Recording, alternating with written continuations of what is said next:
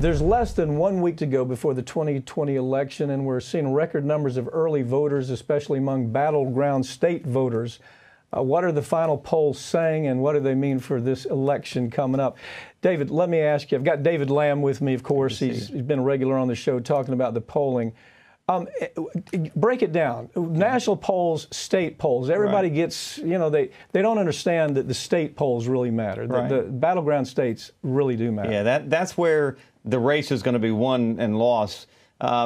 It's hard. As I stand here we are a week out, and this may give some Democrat voters PTSD to 4 years ago, but it's hard to imagine a path where we do not have a new president, because the hole is deep for Trump to have to dig out of. He is making headway. Now, in the past, he's lost a point. Biden has lost a point every week now, going on 3 weeks. So, but the deal with that is it's gone from 10 to 9 to 8. So Trump is running out of time. Nationally, the lead is right around 8 points right now. Wow. In the battleground states, like you said, those are the states that it's just so crucial. And again, there is some slippage there, about a point that Biden has lost over the last week in those key battleground states like Pennsylvania and Ohio, Florida, Texas. But the fact that Florida, Texas, Georgia, North Carolina are even in play. Yeah. It's just crazy. It's hard Were to they fathom. in play in the Clinton election, 2016? Were they in play there? Yeah. So Trump won some states. A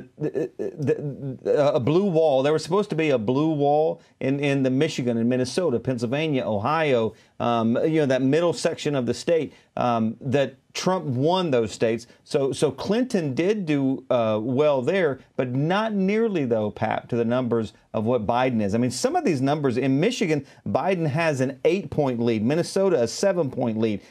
Trump has a narrow lead in Ohio. Biden has a 6-point lead in Wisconsin.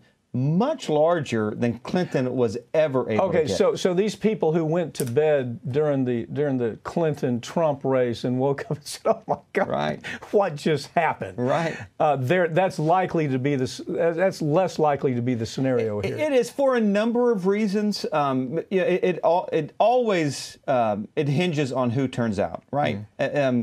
Many Republicans and conservatives and Trump folks are just swearing that the numbers in Michigan are wrong. The numbers in Ohio and Pennsylvania based on are what? wrong. Based on what? Internal polling. Yeah. And also the Trump folks keep pointing to the boat rallies, the truck rallies, the crowds that show up at his rallies. Well, talk about that a little bit. They are pretty spectacular. And you go, but does that really mean anything this late in the game? Yeah, he really is running out of time. I mean, the fact of the matter is Trump has run a terrible campaign. Trump has been stuck at 42%.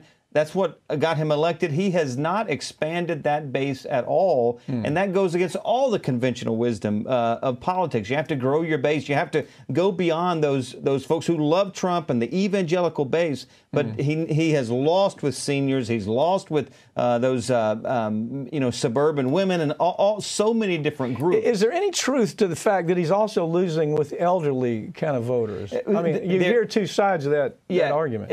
There is a great deal. Again, you're trusting the polling. We're going to find out if that's a smart move or not. And one example, in the state of Georgia, voters 65 plus. More voters 65 plus in the state of Georgia have already voted than voted entirely in 2016.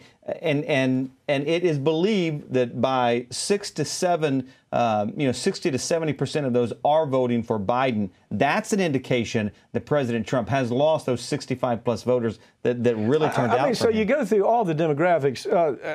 African Americans, he's made inroads, but not significant. Latino, he's made inroads, but not significant. Younger voters, he's never made inroads, nor will he ever. He won't. Elderly, I still think is an issue, certainly in places like Florida and Arizona, and New Mexico. So that's still kind of up in the air, isn't it? It is. It's going to be interesting afterward to see how it turns out, because it was so shocking in 2016. I think folks are just they don't want to pull that trigger. Yeah. But if you look at the numbers, Pap, it's going to be very difficult. And if these numbers are wrong, with a lead like this, lock the windows for all the all the polling organizations. How would we ever even regard polling as being significant? Because a 10-point lead, 8 to 10-point lead this close. So right now we have Trump virtually everywhere. What's he doing? 5 rallies a day. Are we seeing any movement from the rallies even? I mean, it seems like a desperate effort. But you know what's different about this election and 4 years ago, and this goes to your conversation with Farron. In 2016, all of those rallies were carried live. Do you remember that? They were live on CNN and live on Fox and everywhere. Now, really, they're only live on Fox, so they're not carried as much as they were. But the crowds they are massive, and something has to be said for that. I wonder, though, is it excitement or is this a Trump farewell tour and folks want to say goodbye? See you later. Yeah, how about thanks for the members. Early voting? Read anything into that? It's just crazy, isn't it? So there were 120 million votes cast in 2016. By the end of this week, there will have been 80 million votes cast early. So depending on the turnout, it's going to be some historic numbers.